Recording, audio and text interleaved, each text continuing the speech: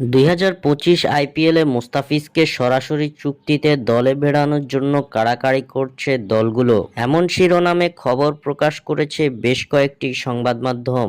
বিষয়টা কতটুকু সত্য কিংবা গুজব নাকি সে বিষয়ে এবার মুখ খুলেছে বাংলাদেশ ক্রিকেট বোর্ড বিসিবি। 2025 আইপিএলের মেগা নিলাম থেকে দল পাননি বাংলার কাটার মাস্টার মুস্তাফিজুর রহমান। এবারের নিলামে মুস্তাফিজকে দলে নিতে আগ্রহ প্রকাশ করেনি কোনো ফ্র্যাঞ্চাইজি। এর আগে আইপিএলে নিয়মিত মুখ ছিল মুস্তাফিজুর রহমান। সাকিব আল হাসানের পর বাংলাদেশ থেকে নিয়মিত আইপিএলে দল পাওয়া একমাত্র ক্রিকেটার ফিজ। সবশেষ 2024 আইপিএলে চেন্নাই সুপার কিংসের হয়ে খেলেছিলেন কাটার মাস্টার। 9 ম্যাচে 14 উইকেট শিকার করা কাটার মাস্টার লম্বা সময় ধরে পার্পেল ক্যাপটিও নিজের অধীনে রেখেছিলেন। এত অর্জনের পরেও এবার আইপিএলের মেগা নিলাম থেকে দল পাননি বাংলার কাটার মাস্টার মুস্তাফিজুর রহমান। তবে সম্প্রতি সামাজিক যোগাযোগ মাধ্যম সহ বেশ কিছু গণমাধ্যমের তথ্য অনুযায়ী ফিজকে সরাসরি দলে ভেড়ানোর জন্য জোর চেষ্টা চালাচ্ছে আইপিএলের বেশ কয়েকটি দল, যার জন্য বিসিবির কাছে এনওসি কিংবা ছাড়পত্র চেয়েছেন মুস্তাফিজ।